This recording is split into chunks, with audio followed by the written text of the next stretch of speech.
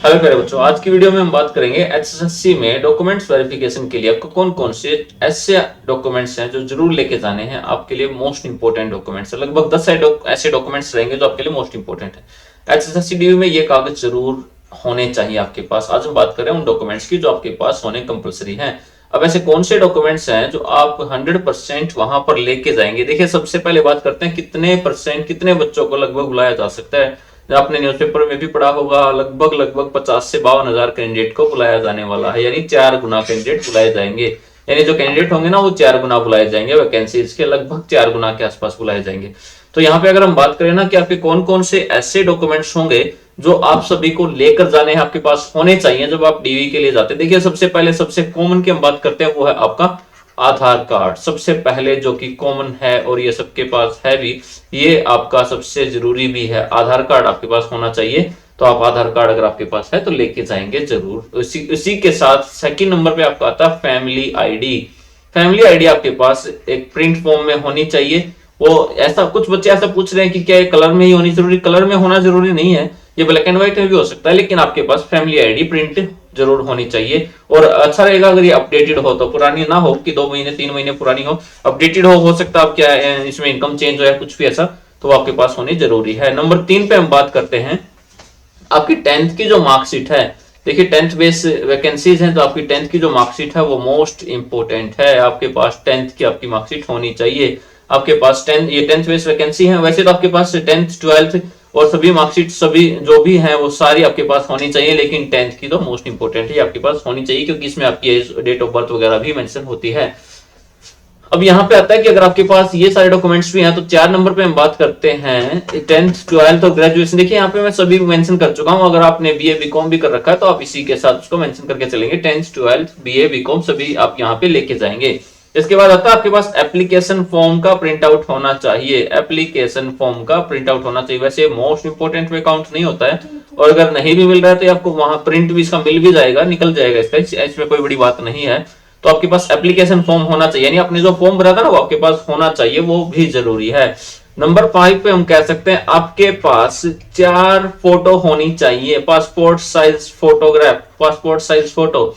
और ये फोटो ना वही होनी चाहिए जो, अगर सबसे अच्छा तो यही रहेगा कि आपने जो फॉर्म पे लगाई थी ना, फॉर्म फिल करते टाइम जो फोटोज आपने वहां पे लगाई है वही होनी चाहिए। ऐसा नहीं कि आज आप फोटो कराएंगे और वो लेके जाएंगे। अगर आपके पास वो नहीं है अवेलेबल तो फिर आप ऐसा सोच सकते हैं कि उसके बिना आप 4 लेके चले जाएं, लेकिन सबसे पहली प्रेफरेंस उन 4 फोटोज को रखें जो आपके पास पहले से थी। देखिए, अब यहाँ पे 6 नंबर पे आता है, अब 4 फोटोज हो गया। 4 फोटोज के साथ आप ऐसा कह सकते हैं, अगर किसी ने यहाँ पे विडो अप्लाई किया हुआ है तो आपके पास डेथ सर्टिफिकेट होना चाहिए हस्बैंड का। अगर आपने फादरलेस के नंबर लिए हैं तो यहाँ पे आपके पास वो प्रूफ होना चाहिए कि आपने जो भी नंबर लिए हैं, विडो और फादरलेस का जो भी आपने मार्क्स लिए हैं, जो भी नंबर लिए हैं, यहाँ पे आपके पास वो डॉक्यूमेंट्स होने जरूरी है। आपके पास वो डॉक्यूमेंट्स होने चाहिए।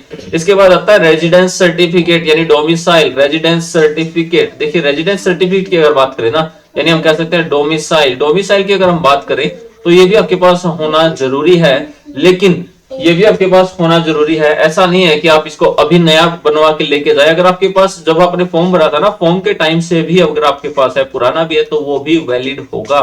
ऐसा नहीं है कि आपको नया अपडेट करा के लेके जाना होगा। आपके पास 1 महीना 2 महीना 3 महीना 1 साल 2 साल 3 साल पुराना भी है, वो भी चल सकता है, ऐसी कोई दिक्कत इसमें नहीं है। नेक्स्ट अगर बात करें, देखिए 7 नंबर, वैसे तो 10 से ज्यादा बनते हैं, छोटे मोटे अगर सभी को जोड़ते तो हमने मेन 8-10 की बात की थी, नहीं तो 10 से ज्यादा भी बनते हैं। अब यहाँ पे कहता है कि रेजिडेंस सर्टिफिकेट तो आपके पास, डोमिसाइल तो आपके पास है। उसके बाद हम बात कर सकते हैं आपके पास SC/BC सर्टिफिकेट, यानी कास्ट सर्टिफिकेट अगर कोई है, EWS सर्टिफिकेट ऐसा कोई भी है तो आप वो अपने साथ लेके जाएं। और ये भी ज्यादा अपडेटेड होने की जरूरत नहीं है, ज्यादा न्यू होने की जरूरत नहीं है, आपका पुराने से इसमें काम चल सकता है, थोड़ा बहुत पुराना हो सकता है।